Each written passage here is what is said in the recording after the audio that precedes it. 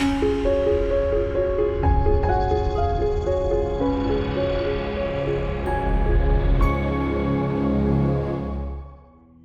really important to me to work somewhere that isn't purely about financial gain. It's part of our mission and our purpose to make investments that have a positive social and economic impact.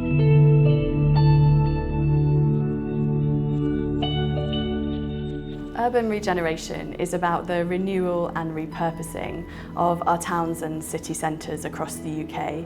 It's bringing back jobs and industry and creating sustainable communities. As a business, we're committed to improving the lives of our customers, and part of that involves making better places for them to live and for them to work. And in every investment that we make, it's a key criteria that we have a positive social and economic impact. What we're doing right across the UK is investing in housing, in energy, in transportation, and in regenerating the great towns and cities across Britain. That's Edinburgh, Newcastle, Leeds, Manchester, Salford, Bristol, Bath, Cardiff, Southampton. And the communities themselves are becoming tremendously excited about the investment that they're seeing physically happen right in front of their eyes.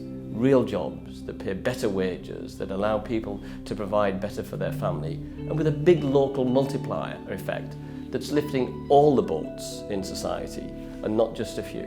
We had an ambition because our managing director within Real Assets understood that he also had a responsibility with £20 billion of infrastructure and property under management to actually ensure that we do the right thing for the environment, but also the right thing for our communities and society. We're firm believers that our targets have to be stretching, otherwise we won't be innovative and we won't help move the sector forward. We've had huge infrastructure deficits in Britain. We should have been building 300,000 homes a year for the last 30 years. We've been building 150,000. This has created massive intergenerational problems, not just for young people, but also for older people as well, because we simply haven't built enough homes for the elderly, we haven't built enough modern new rental accommodation, and we haven't built certainly enough homes for younger people. That's so unfair from a society point of view. We're here to change that, and we're changing it right now. We're investing in the most modern, technologically advanced factory in Britain to build higher quality, low cost housing for the future for everyone. But at Legal & General, our philosophy is developing homes for all types of people, no matter your kind of economic or demographic circumstances. And our fundamental belief is that by doing that, we're creating more compelling and enduring communities, rather than just mono-10-year developments that we perhaps may look back on in 10 or 15 years' time and wonder why we made those mistakes.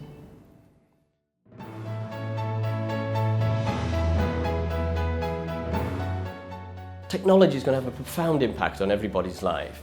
And what we're seeing is technology can deliver some amazing solutions. We're now seeing clean, green and cheap energy. We can build zero carbon homes. And these are great societal outcomes. And we at Legal & General are investing hundreds of millions, in fact billions of pounds in making this happen. Because once again, it's about inclusive capitalism, not exclusive wealth to a minority of the population.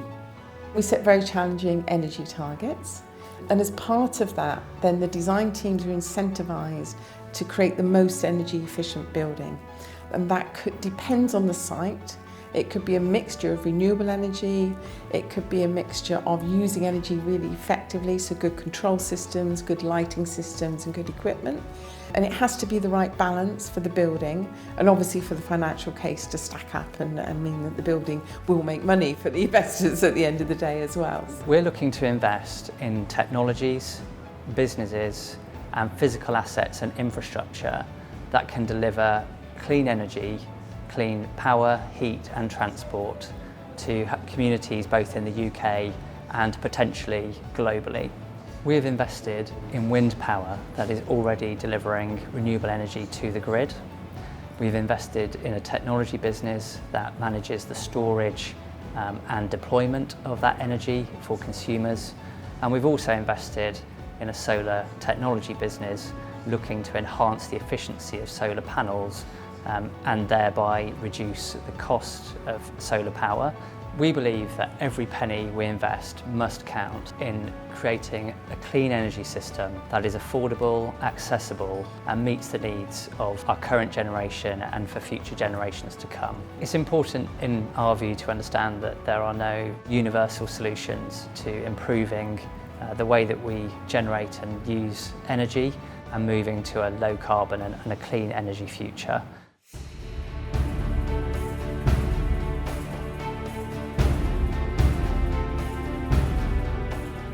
Climate change is an important issue, of course, for everyone, and we have a small window of opportunity to reverse this trend and to build a low-carbon future. And for us, as a large investor, we have a very important role to play. And we believe that falls into 3 areas of responsibilities. One is redirecting some of the capital away from the companies and products that produce greenhouse gas emissions, and then put them into the technologies and solutions that build a low-carbon future. The second one is engaging directly with the companies that we invested in and to help them be successful in this transition. And the third one is to engage directly with policymakers and regulators to make sure that we have an orderly transition into a low-carbon economy. I've been engaged on climate change issues since sort of 1999. I was campaigning on the street about whether we're doing enough about climate change.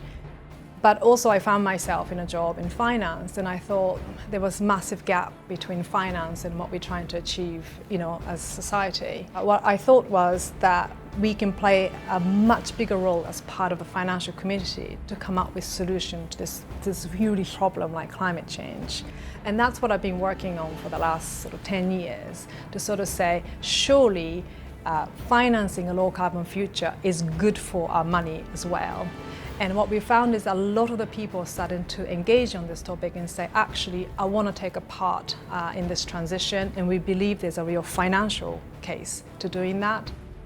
I think slowly people are beginning to realise this is all part of giving a value to society, which is not just a pure economic return anymore. The key issue for me is that we go forward measuring our complete impact on society, and that's both environmental and social impact, to ensure that there are positive achievements and benefits to society in what we do.